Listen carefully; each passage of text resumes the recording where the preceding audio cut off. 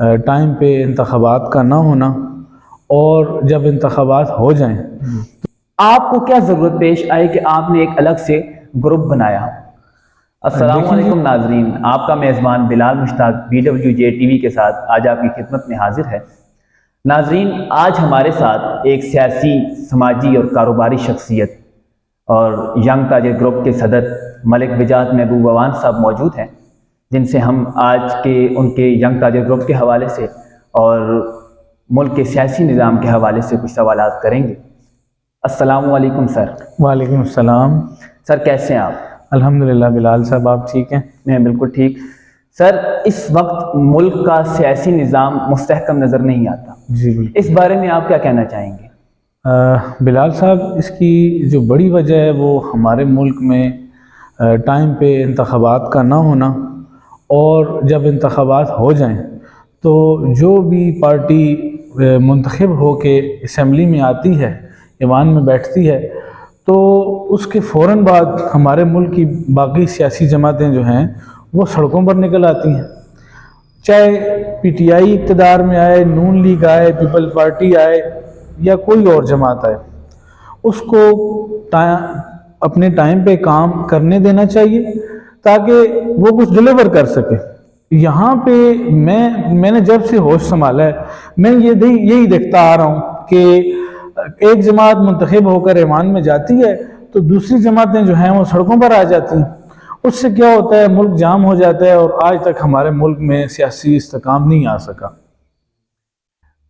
बिजात साहब, हमने देखा है कि आप काफ़ी अरसे से ताजरों की सियासत में भी काफ़ी सरगर्म नज़र आ रहे हैं जी।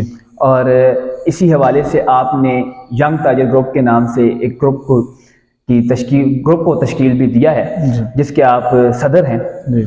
मैं आपसे ये पूछना चाहता हूँ कि हमारी मालूमात के मुताबिक इससे पहले भी काफ़ी ताजरों के हवाले से काफ़ी ग्रुप्स मौजूद थे, और जो 18-20 साल से जो है वो ताजरों की जो है ताजरों की खिदमात सर अंजाम दे रहे हैं।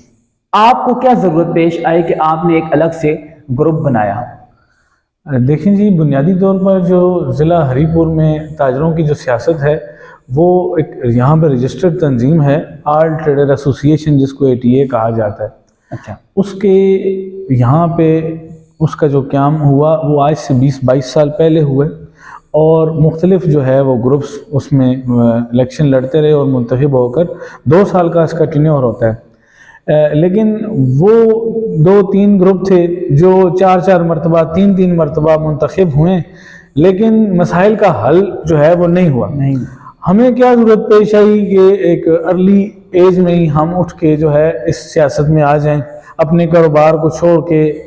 उसका जो है वो ज़ाहिरी बात है, जब आप पॉलिटिक्स में आते हैं, ख़ुद ट्रेड पॉलिटिक्स है या दूसरी पॉलिटिक्स है, तो आप किसी एक चीज़ को ही टाइम दे सकते हैं। तो हम अपना कारोबार छोड़ के, चूँकि शुरू से जब से हमने होश संभाला, कॉलेज यूनिवर्सिटी लाइफ से हम एक सोशल वर्क कर रहे हैं, तो यहाँ पे हमने मसाइल देखे, तो इस वजह से हमने मेरे बहुत से दोस्त हैं, हमारे ग्रुप के चेयरमैन हैं इब्रार तारिक सराफ साहब, हमारे साथ मेरे जनरल सेक्रेटरी हैं मलिक वलीद अवान साहब, वो भी, ये सब बाज़ार की कारोबारी शख्सियात हैं।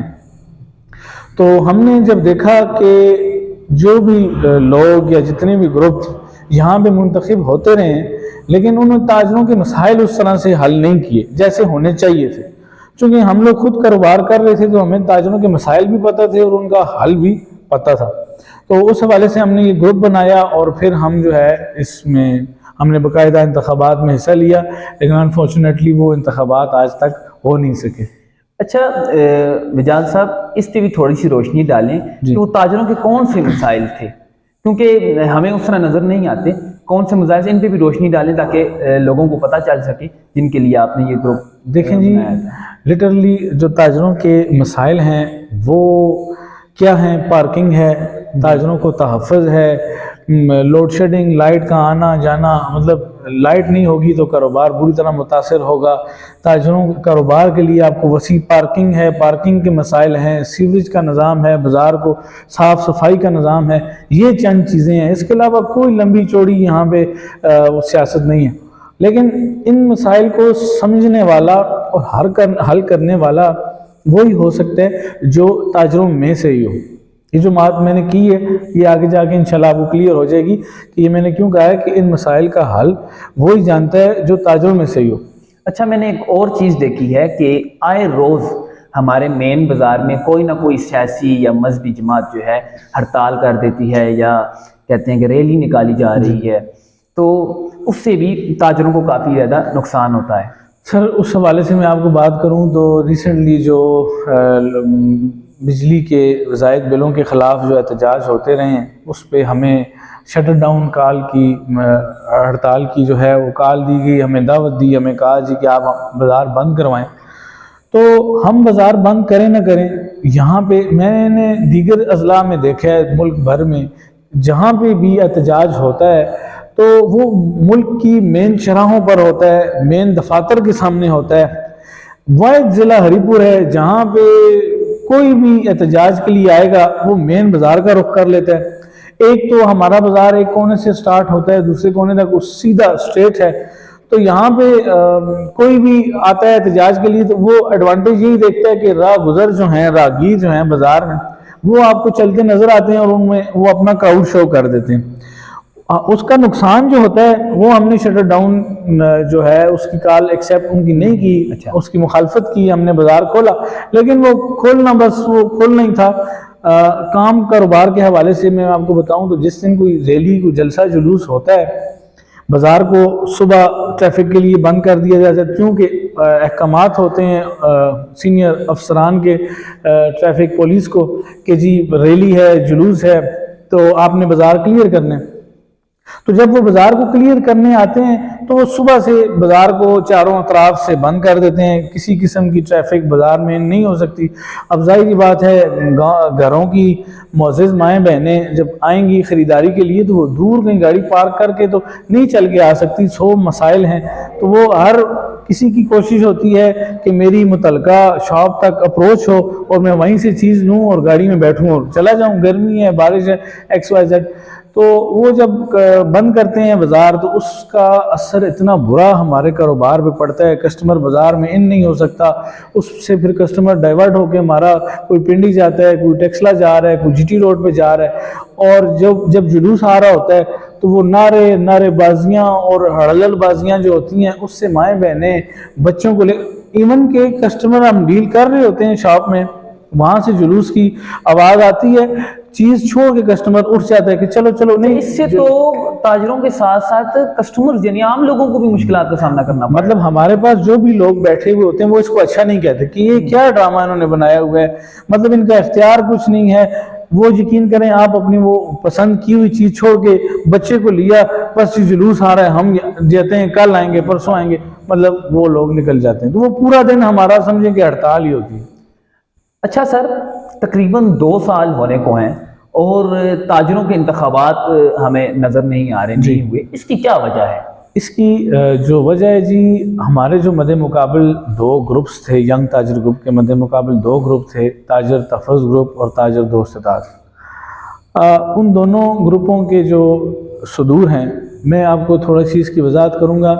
ऑल ट्रेडर एसोसिएशन का आइन जो है वो ये कहता है कि यहाँ पे रुकनियत ऑल ट्रेडर एसोसिएशन की वो रख सकता है जो यहाँ पे दुकान रखता हो और कारोबार करता हो। ठीक है जी। अगर किसी की मलकियती दुकान है और कारोबार कहीं हो रहा है तो वो भी नहीं, दुकान रखता हो और कारोबार करता हो। हमारे मद्दे मुकाबिल जो 2 ग्रुप्स थे उनके जो दोनों सदूर हैं वो यहाँ पे रनिंग उनका बिजनेस ऑल ट्रेडर एसोसिएशन की हदूद है, एक जुरिस्डिक्शन है, उसके अंदर कोई कारोबार नहीं है। ठीक है जी। और आइन ये कहता है कि उस हदूद के अंदर उनका कारोबार हो। उन दोनों हजरात का कोई कारोबार नहीं था, हमारे लिए मुअज़्ज़िज़ हैं, काबिल इज़्ज़त हैं।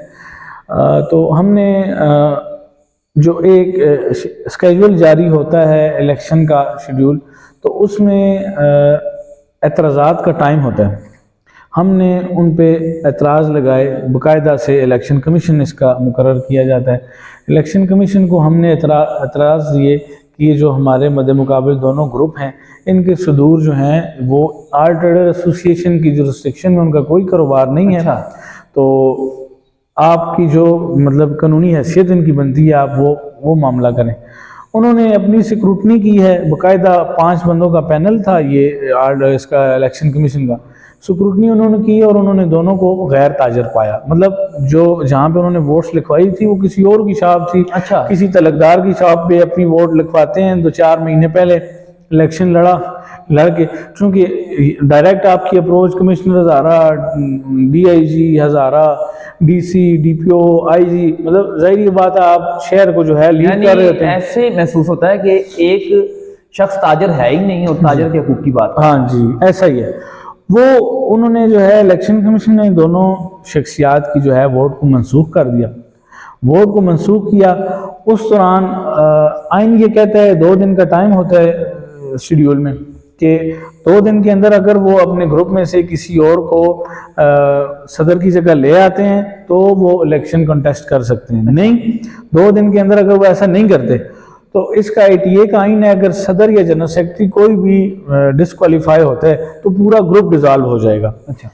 उन 2 दिनों के अंदर उन्होंने क्या किया, उन्हें जैसे ही उन्हें इलेक्शन कमीशन की तरफ से नोटिफिकेशन मिला कि आपकी वोट मनसूख कर दी गई है, आप यहाँ के ताजर नहीं हैं, उन्होंने केस कर दिए जाके सिविल कोर्ट में। अच्छा। हरीपुर सिविल कोर्ट में जाके केस कर दिया कि जी ये इलेक्शन कमीशन ने हमारे साथ नाइंसाफ़ी की XYZ।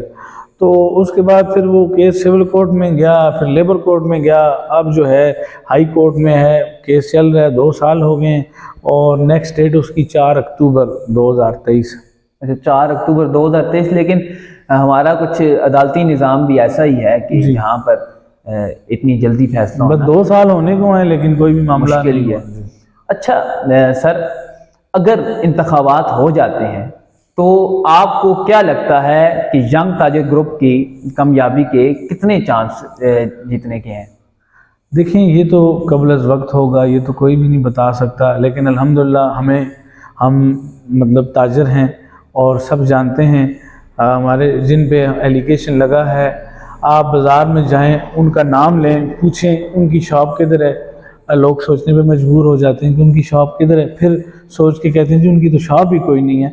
तो ये है कि हम ताजरों में से ही हैं और मसाइल को समझते हैं और उनका हल भी जानते हैं। बाकी ताजरों ने जो भी फैसला किया वो हमें मंजूर होगा, लेकिन ये जीत होगी कि हमने कम से कम हक की बात की है और हमने ये कोशिश की है कि जिस सेक्टर का इंतखाब हो रहा है वो उसी सेक्टर का बंदा होना चाहिए। वकला का इलेक्शन है, एक शख्स वकील है ही नहीं तो वो कैसे उसमें हिस्सा ले सकते हैं?